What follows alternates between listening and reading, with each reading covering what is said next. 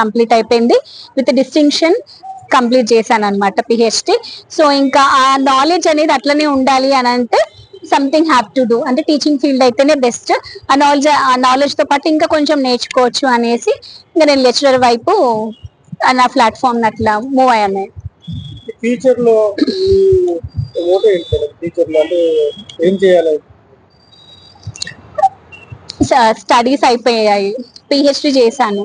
ఇంకా తర్వాత ఫ్యూచర్ లో అని అంటే స్టడీస్ ఒకవేళ పోస్ట్పోన్ చేస్తానేమో కానీ కళలు మాత్రం నేను చివరి వరకు కూడా కళలతోటే జీవించాలన్నది ఒక చిన్న ఆశ. మీ యొక్క రిలేటివ్స్ కానీ అంటే ఒకవైపు ఇట్లా డాన్స్ లెక్చరర్ గా ఎట్లా చూస్తారు?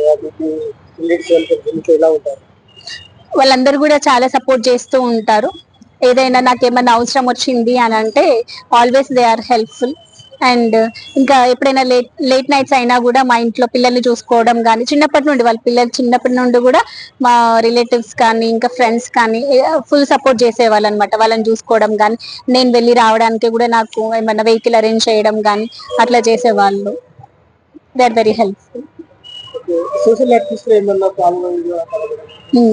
నేను 2018-19 లో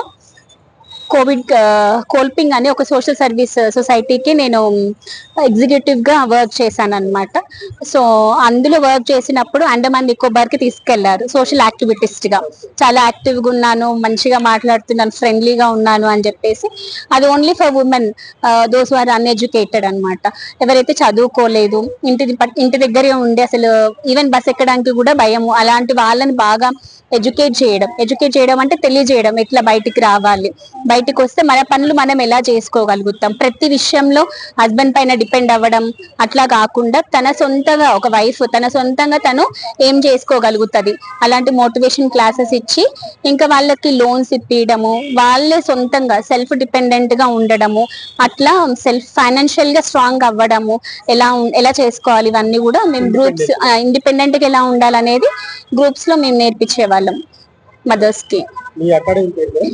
బ్లూమింగ్ డేల్ విద్యాలయ. నా పేరు జోస్ఫిన్ అండి.